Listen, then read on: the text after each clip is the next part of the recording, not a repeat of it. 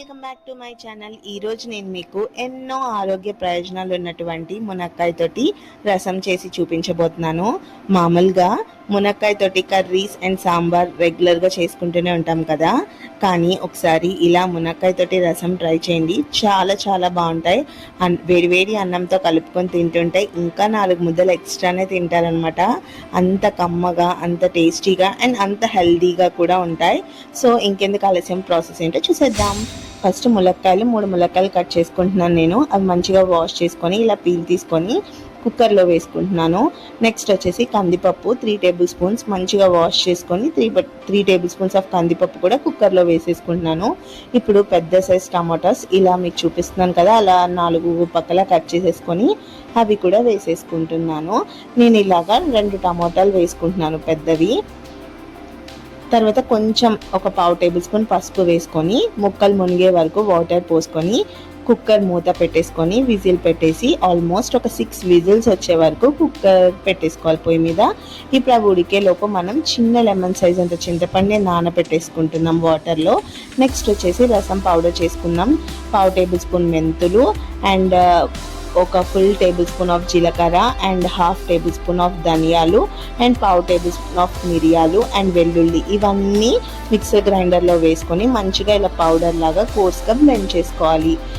ఈ లోపు మనకి కుక్కర్ విజిల్స్ వచ్చాయేమో చూద్దాం. ఈ పౌడర్ పక్కన పెట్టేసి సో బాగా ఉడికిపోయింది. ఇప్పుడు మంచిగా స్మాష్ చేసుకోవాలి. బాగా మెత్తగా స్మాషర్తో స్మాష్ చేసేయండి. ఇలా బాగా స్మాష్ చేసిన తర్వాత ఒక గిన్నె తీసుకొని స్ట్రైనర్ పెట్టుకొని మనం ఈ పిప్పి మొత్తాన్ని స్ట్రెయిన్ చేసుకోవాలి. మనకి రసం అంతా కిందకి దిగిపోయి ఆ పిప్పి అంతా పైన ఉండిపోతుంది. ఆ ఉండిపోయిన దానిలో కూడా మళ్ళీ కొంచెం వాటర్ పోసుకొని మంచిగా ఆ పిప్పి జస్ట్ వేస్ట్ ఒకటే పైన ఉండేలాగా రసం అంతా కిందకి దిగిపోయే వరకు వాటర్ కొంచెం కొంచెంగా పోసుకుంటూ ఇలా వడకట్టుకోవాలి. సో మనకి రసం మంచిగా వచ్చేసింది. ఇప్పుడు మీకు వేస్టేజ్ కూడా చూపిస్తాను.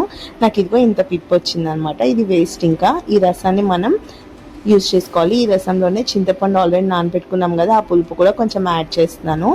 ఇప్పుడు నెక్స్ట్ వచ్చేసి ఒక బౌల్ పొయ్యి మీద పెట్టేసుకొని 2 టేబుల్ స్పూన్స్ ఆఫ్ ఆయిల్ వేసుకొని కరివేపాకు వేసుకొని మంచిగా ఫ్రై చేసుకోవాలి. అండ్ మనం ప్రిపేర్ చేసుకున్న రసం పౌడర్ కూడా వేసుకొని లో ఫ్లేమ్లో బాగా ఫ్రై చేసుకోండి. మంచి స్మెల్ వస్తుంది. మాడితే బాగోదు, రసం చేదొచ్చేస్తుంది.